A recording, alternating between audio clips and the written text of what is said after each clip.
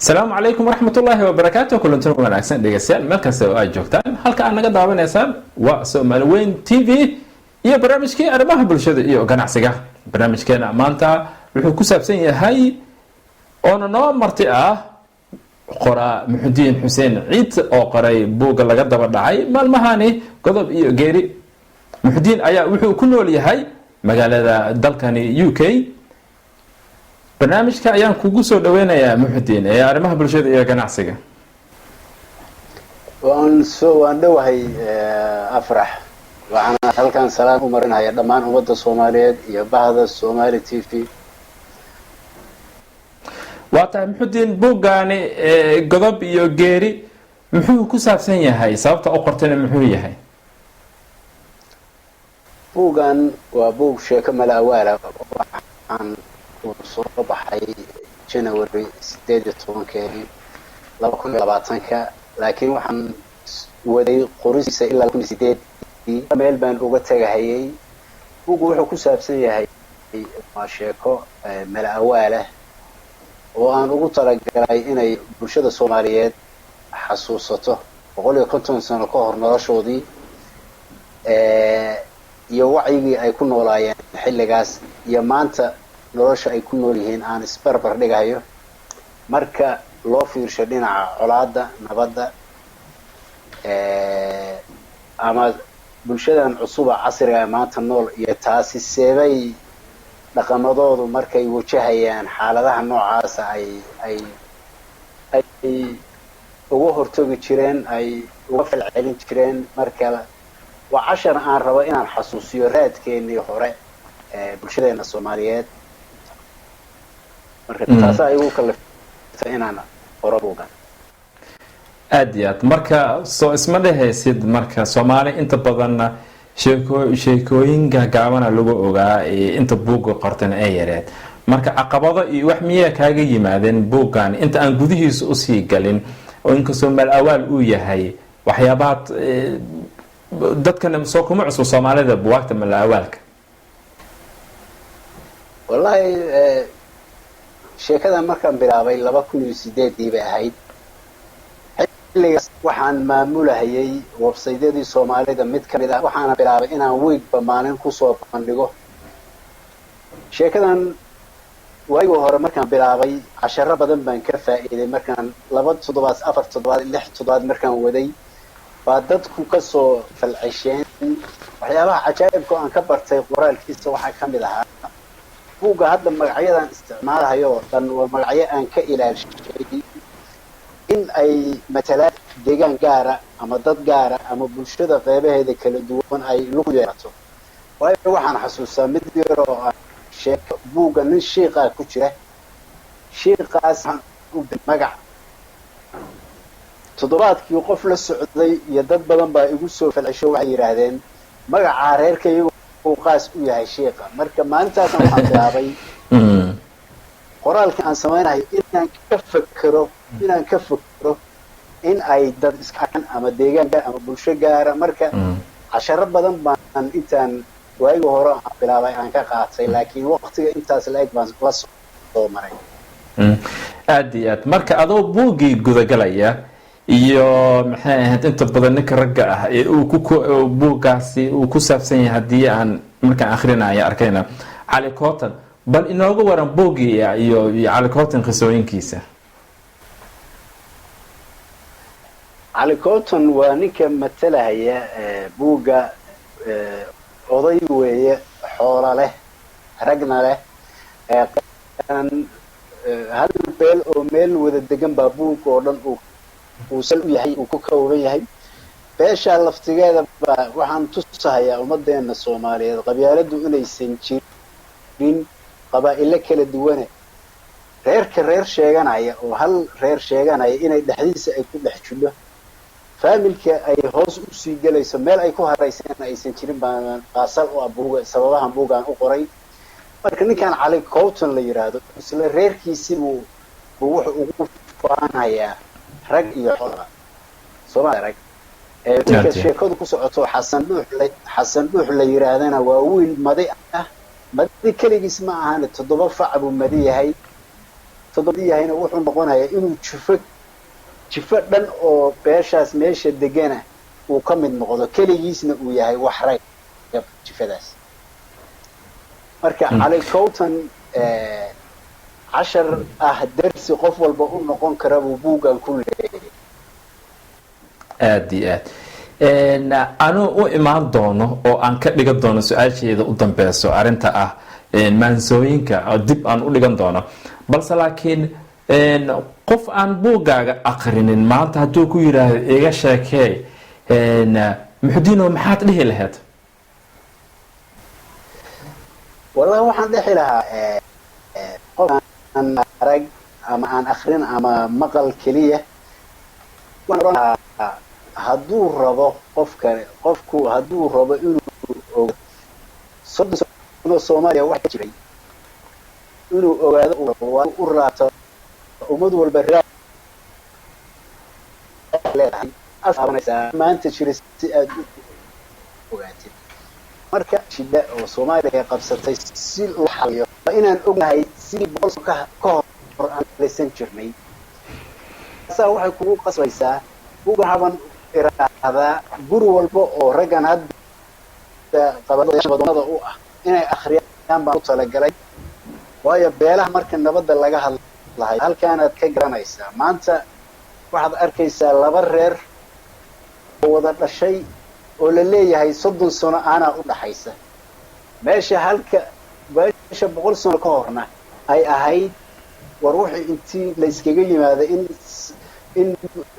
waqti yar rag qowl iyo wuxuu lahaa iyo eray uu lahaa la guuto oo balan ah aysan waxa hadii xalka Soomaaliya maanta inaad xalka soo kor wixii raadka ku ahaa oo salka ku ahaa taqaanid marka buugan sakaas uu noqonaya qof walbana waxaan ay u noqonaysaa meel uu xasuusan karo wixii aad marka arinta xiisa gelisay hadaan u imaado muxudiin maansooyin kala duwan ayaa ku qoran buugga godob iyo geeri marka maansooyinkaas meelo badan ayay taabanaysaa marka qaar ka mid ah iyo dulucyada meelaha ay taabanayso mana la wadaagi kartaa waxaan soo qaadanayaa buuggan maansada uu ku bilaabmo oo wiilka odayga Kowtona markuu reerka habeenka inuu kala dira rabo reerkii halka ahaa inuu kala qaybiyo rabo oo jifadiisa la baxo maansadu bilaabmana uu bilaabayo buugga markuu dhamaadana ay ku dhamaanaysaa jawaabtiisii isla asaga isku jawaabaya marka waa waxaan u iraahdo dadkii hore waxay uga duwanaayeen dadka maanta jira wax la yiraahdo qofku waa gar qaadan jiray oo wuxuu oran jiray marka laga gar helana ilaahu khalad walba ha gala marka hore laakiin markuu arko inuu qaldan yahay wuxuu oran jiray waan qaldanahay moogta maanta maqli maysid dadkii hore waxay sameyn jireen u garkaa buuga aan ku xusaya waxaan garaadka la yiraahdo talada waxa looga dambeyn jiray dadka wax garadka ah maanta nin walba inuu qoorta surtaba marka buuga maansada ugu horeyso oo maansadan waa waxaan Soomaalidu tiraahdo waa tooqa weeye faanka ah reerkiisiiba u faanaya cid kale ma aha wax u faanayo marka wuxuu leeyahay sida uu ugu faano wiilka yarka oo madiga ah oo aabihiis iyo hooyadiis dhinteen oo wiilka yarka ah habeenku dhashay asaga qofku ugu horeeyo soo waxaan la yiraahdo habeenka ilmuhu markay dhalanayaan qofku ugu horeeyo la kulma waxa la yiraahdo hebel baa soo baleeyay baa la yiraahdaa qofkaas badana loogu magac daraa ama qofka soo gardaadshay markuu socodka baranayo wiilkan Kowton wiilkan la yiraahdo Xasan Dhuux habeenku dhalanayay ninka ugu horeeyo u yimid Cali Kowton buu ahaa markuu socodka la barayayna asagoo ahaa ninka baray marka macal waxa la yiraahdaa waa nin lagu wadnaynaa soo dadku uga sokeeyay la yiraahdo markuu aabihiis dhintay oo dhibaato yar soo noqotayna wuxuu noqonayaa ninka cunayo noqonaya marka maansada wuxuu ku leeyahay reerkii uu sida wiilkii yara oo nooca uu ahayo ehelka kaligiis uu ahaa wuxuu leeyahay adduunkan ku noolnahay aadigu intuu yahay hadii loo abtiriyo iyo inana dheer yahay mise ayra foofta Kowton oo la dheer yahay gaadiyaad mise adin iyo ficil baa abkay loogu faanaa ilaa aamanuudii iyo shalow ogaalkeed aabbayaashiin joogeen bahdu yaa itaalkeed arliga ay ku noolay mamadigaa ilaahay ehelkooga u diidaad ammaantaydii siise ehlunaarba weye kaad uga ololaysaan habluhu ka iishana inamada asturayee maxaa uga urdhowdeen midaan ab lahayn iyo kowtun oo abrihiinni a miyaa idiin sinaan kara aroos iyo alalaas aqallada u ducaysaan yaa idin amrayaa arrinkaasna waan xiray ninkii aada dabaday ama erey dambaba fura waa inoo or iyo dirir iyo kii awood badan wiilkii yaraa iyo reerkii oo dhan buu inta ugu dhaaranaya marka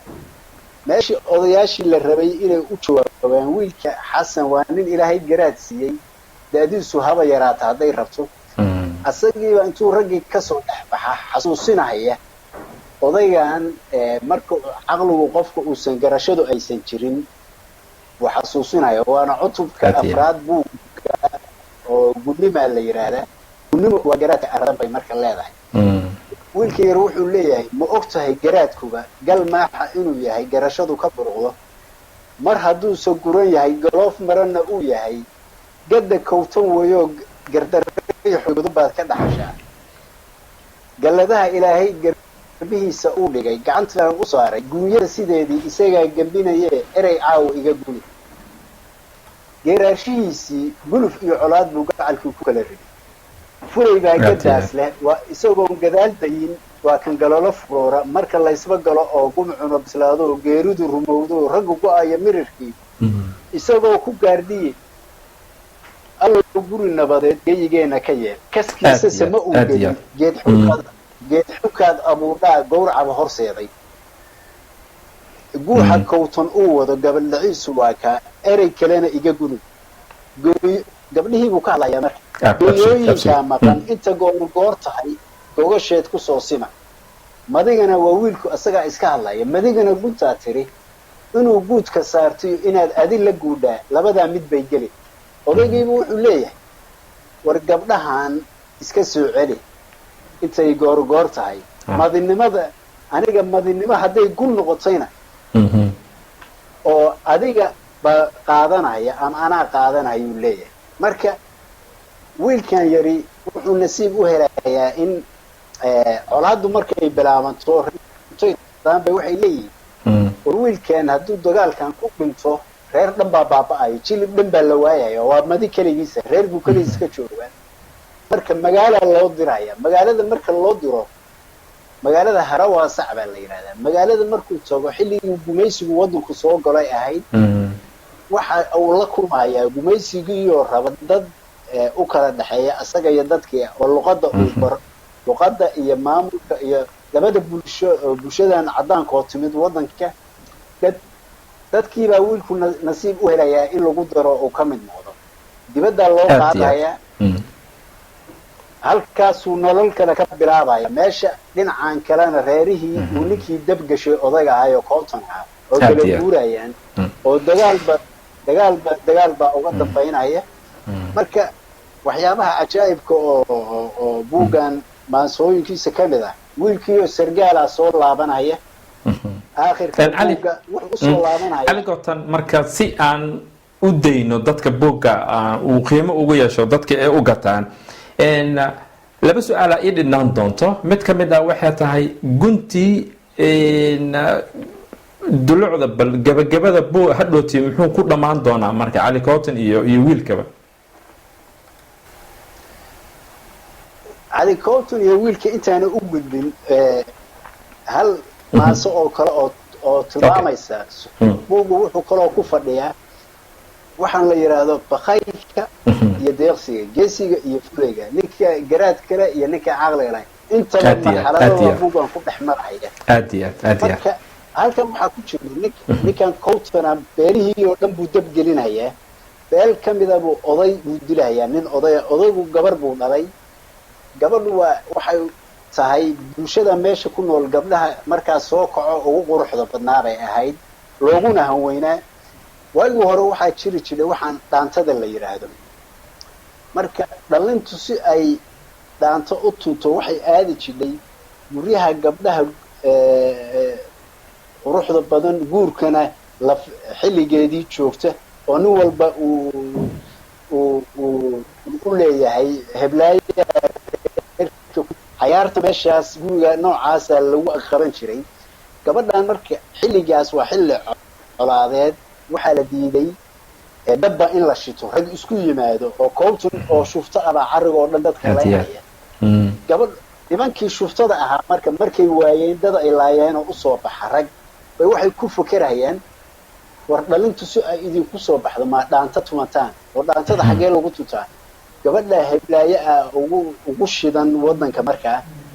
ardaageeda ha lagu qabsado. dhaantadii bay ardaageedii ku qabanayaan.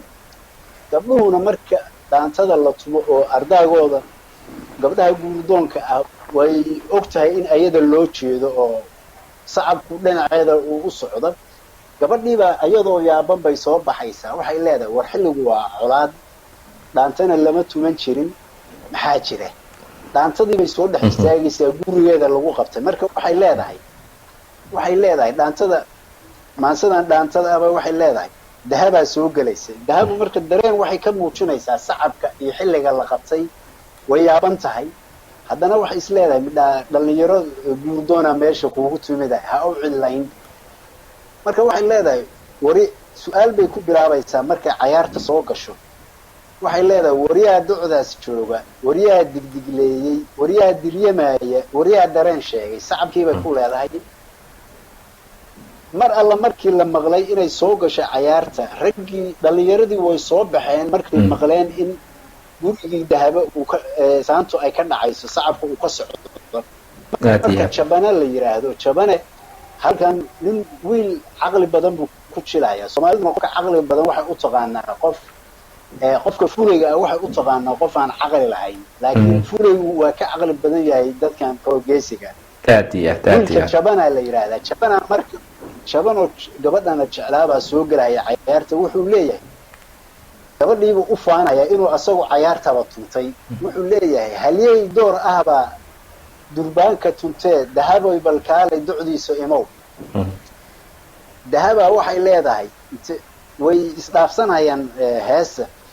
ninkii dahabo damac ka hayo adaa isdilaya doorkaanba ogow. jabanaa soo gelaya wuxuu leeyahay anaa dahaba damac ii hayaa, wadkoo idilinna ma dayn karo. dahabaa soo gelaysa waxay leedahay haddaadan dabray duqa kawtana dabaylaha raaci dooqaaga siloon. dahabo shuftada odayga wata oo aabbahay dilay bay ciil u qabtaa. marka waxay tihi war aniga haddaad i rabtid waa inaad ninka shuftadaas wax ka qaban kadhid oo odayga wata aad iisoo dabri kadhid. markaasuu jabana wuxuu leeyahay, waa ninka fuliga lagu sheegayo, waa nin caqli badan. wuxuu leeyahay duqaas magaciisa dadkaa ka didee ha dooran adigu sharkaaba dadan. gabadhii markay intaa ka maqashay waxay ku leedahay dahabo waxay leedahay nimaan diyadiisa dhiiggiisaba doonan muxuu doqonkaasi dahabo u dooran. waxay leedahay war haddaaban diyadaada dhiiggaaga aad difaacan karayn maxaad aniga iga rabtaa? markaasuu wuxuu leeyahay jabana wuxuu leeyahay diruurtu ma fiicina dadkii ehele, ninkii dagaal diida dahaba ha ceebayn buu leeyahay. wuxuu leeyahay waxaan waa ehel, marka haddaan diido ma ahan inaan fulay ahay buu leeyahay. markaase waxay leedahay nimaan dahabkiisa difaacan karayn faciisna ka diiran dahabo ma doono bay leedahay. markaasu wuxuu leeyahay dhulaan dirir oolin nabadna ku diirsan ayaan kuu diyaarshay dahaba isoo. wuxuu leeyahay dhulkan colaada aba waan ka baxaya, meel nabadaan aadayaa, marka maxaaba rabshaya ku falaysaa dagaal. markaasay leedahay degelkan aan joogaa duntaydu ay taallaa, inaan dibad meero colaad baan ka doorto. waxay leedahay anigu halkaanaan ku dhashay, inaan dibad soo aado marka colaad baan ka doorto, ana colaad halkaan ugu noolaada. markuu arko marka gabadha iyo waxay ku jidho wuxuu leeyahay jabana wuxuu leeyahay intii dalow dheer dooqaagu iga tuurin naftaan dabrayaayo dahaba ilowsiin. wuxuu leeyahay sharbaad meel daran baad ii wadaaye. wuxuu leeyahay halkaan nagu kala leexi moogta. markaase waxay ku leedahay horaan uga dayrshay bay leedahay dooqaaga siloon, ninkii dircaasa dahaba u dooran bay leedahay. markii hore ama ku gartay tiri inaad ahayn nin waxtara aad iyo markaas waxay way dhammaanaysaa dahabo wuxuu ka baxayaa ninkii cayaartiibuu ka baxay dahabo markuu aragto inuu cayaartii ka baxay bay leedahay durbaankii la yeershay ninkii dawdamayey fulaygii dawaarnaa had muu dusay sheega bay leedahay war ninkii halkaan la aragnimada goorma iga dushay leedahay markaasay ku laabanaysaa haddana waxay leedahay wariyaa docdaas jooga wariyaa digdigleeyey wariyaa diryamaaya wariyaa dareen sheegay waxay leedahay war sacabkan iyo ragga abuuray maxay ahaayeen bay ka wadaan wiil geesi ah marka oo ninkaan markuu qaldamay uu arkay baa wiil geesi oo la yidhaahdo ladanaa soo gelaya ladana marka wuxuu isleeyahay war ninkaas meesha ku ceeboobay mahana adigu guusha gabadha kaxaysu isleeyahay markaasuu leeyahay anaa docdaan jooga anaa diryamaaya anaa soo dabraaya cowton iyo dirkiisa wuxuu leeyahay naa wixii sacabka tuntay anuu ahaa ninkii hore ma ahayn ninkii aad leedahay odaygan cowtonana anaa soo dabrahaya buu leeyahay ilain ragga sacabka tumayba waaba shuftadii oo dadka iskugu yeertay waana ninkay rabeen buu wiilkuba noqday markuu inta afkiisa kasoo yeedho baa ninkii shuftada watoo guhaad la yidhaahdo baa cayaartii soo gelaya oo wuxuu leeyahay wixii docdaas joogay wixii diryamayey dareenkii aad sheegtay dirkii cowton weeyoo diracyada laaya gabadhiibuu u jawaabayaa naa wixii caaw oo dhan shakiga ku hayay run buu ahaa buu leeyahay annagayna ahayd wixii cayaarta dumay waxaana nahay diracyadana wiilkii laba u kala doonaya geesiga ahay oo soo galay meesha wiilkii fulayga lalahaa uu marxaladda intuu fiirshay uu ka dhex baxay meesha muxudiin waqtiga oo gabaabsi nagu ah marka buuggan aad iyo aad u qiimo badan yahay haddii intaasi buugga aan ugu baxno oo aan ku weydiiyo inta badan dunida waxaa dadka ilbaxshay ama dunida horumarto oo kale dhibaatada waxyaabaadka ay uga hortagaan waxay ka mid tahay in wixii dhacba buugaag laga qoro si dadka loogu waaniyo inkastoo dadkeenuna ay yihiin dad oo hadalka ah ama oral ay yihiin sheekooyinka mal-awaalku ma isdhihi kartaa waxaa lagu bedeli karaa siyaasadda dalka ama dhaqan guurka dadka ku dhacayo ma u soo jeedaa inta dhan inaad ka hadasho dhanka siyaasadoo kale oo adoo oo muxuu ahaa dad dhowr ah aadan maxay aheeto target saaranaynin oo mal-awaal ahaan usoo binaysa inaa horta ma laga yaabaa muxudiin wallahi buugtu ummadaha horta waxaan la qoro waa qiimo gaara bay ugu fadhidaa ibnu aadanka soomaad arag akrinta iyo qoraalku labaduba waa isla socdaan qur-aanka iyaga aayadda ugu horeysa bay ahayd annagu ka soomaali ahaan waa meesha aan ka liidana wey waayo ummad dhan oo aan raadraac maanta qoran waayadan dambaa la bilaabay laakiin wixii hore meel aad u laabatid marjaca ma haysan marka buugtu qiimo weyn bay u leedahay soomaaliya in la qoro weliba marxaladihii lasoo maray in la qoro anigu tala ahaan ka maxuudiin ahaan hadda sheeko kalean wadaa oo bishii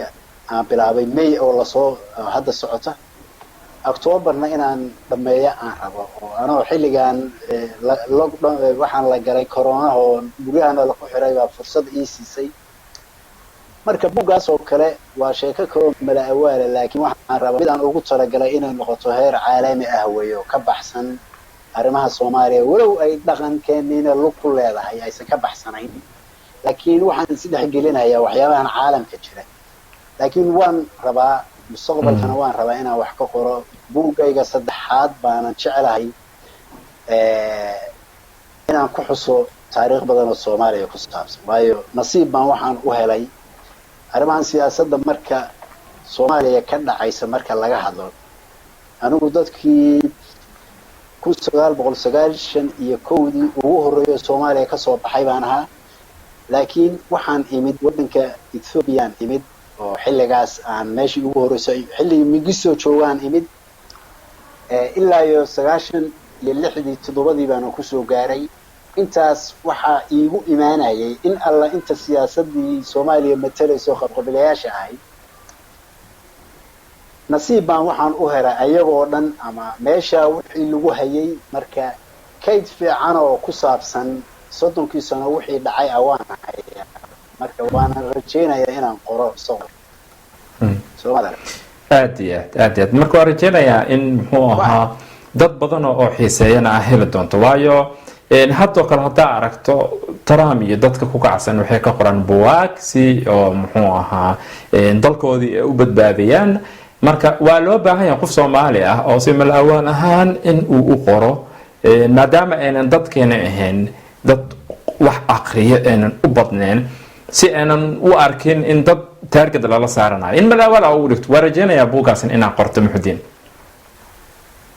waa mahadsantahay laakiin buugan Godobiya Geeri laftigiisa wuxuu yahay waa buugan ugu talagalay guri walba oo Soomaaliyeed waliba dadka dhaqanka ah inuu yaalo ama ardada ah waayo 30 sano wixii nala haro qabyaalada ay baabuugan laftigiisa uu ka hadlaya Soomaaliya marka laftigiisa kama marna laakiin mustaqbalkana waan sameeynayaa aad Soomaaliya waxaan jeclahay hadaad u isiisid maansada buuga maansada ugu dambaysa waxay tusinaysaa wiilka halka ay oo wiilka uu yiri madigana guntaa tiri inuu guud ka saarto iyo inaad adil la guudhaa labada mid bay gelin ba odagu wuxuu xasuusanayaa wiilkoo sargaala uu soo qabto oo xiro oo maxkamadda la soo saaro baa waxa ku soo dhacaya ereygii ugu horeeyay wiilkay asaga dhaxmaray ereyga markuu soo xasuusto buu odaygu wuxuu garanayaa kowtan ah wuxuu garanayaa khaladka uu galay iyo wiilka ereygiisina nabar buu ku noqonayaa markaasuu meeshii la soo tago maxkamadda ahayd buu gabay uga jawaabaya gabaygaasaan ku soo xiraya hadduu ilaahay wuxuu oranayaa xasanow wiilku la hadlaya xasanow gunnimo hadday cidi la guurayso gurigay lahayd iyo haddii gogasheed loo qaado gacal iyo xigaali iyo haddii garabna loo raadsho anaa guudka soo gardaadiyey anigaa guddoonshoo fadhiya golohii ceebeede anigaa garaadkii ahaa tala xumo ku goynayay adna geesigiibaa ku dhalay gaarka hayn jiray goobannimo hadday geed ahayd mira laga goosto adigaa ka gurubsaday wanaag gacankii odowaa aniguna guntaan jar islahaa xidido guunoobay guduntiiyo faaskaan lahaa gumadnayay reebin ha yeeshee nin gardaran walow guulba uu helina xaasidnimada gaamurtaa adeer gabaya kaa tuudha anigana geelii iyo raggii ilaah golaha ii buuxshay ka gablamay oo waataan adeer gashadeed waayay gowraca imari anagaa sire naftoo guulahay maraga buu leeyahay odagaasi waxa uu diidanaa bilowga sheekada oo dhan buu markuu arrintu ku caddaato oo 7 raguu lahaa 7diiba waa ka dhimanaya mid dhaawacabaa u yaala kuwii geeluu lahaa caawa wax kama haya asagoo shufta oo baa la soo xiraya meeshuu taagan yahay markuu arkaba wax walba qiranaya uu la leeyahay dhimashaa ii dhaantay inaan sidaan ku noolaaday idil buu leeyahay anaa gaasire naftu marka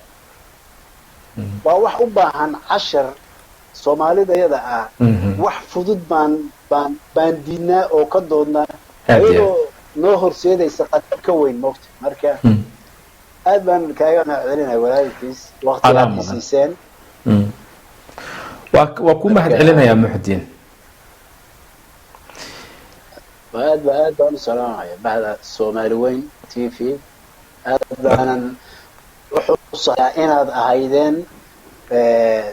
xilligan warbaahinta dadka soo galay Soomaali Weyn maysan ahayn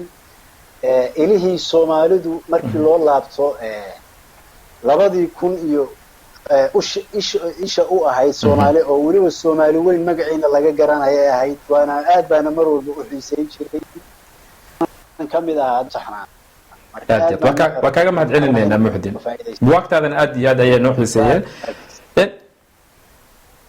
waa tahay dhegaystayaal waxaa maanta barnaamijkeena arrimaha bulshada iyo ganacsiga marti inoogu ahaa qoraa Muxudiin Xuseen Ciid oo aan kaga wareysanayni buugiisii laga daba dhacay ee Godob iyo Geeri. mar kale intaan barnaamijkan mid la mid ah aan kulmi doono waxaan idin kaga tagayaa sidaas iyo nabadgelyo. waxaad dib ugu daawan kartaan barnaamijkeen barteena Facebook iyo somaliweyn.org. mar kale kulanti dambe sidaas iyo nabadgelyo.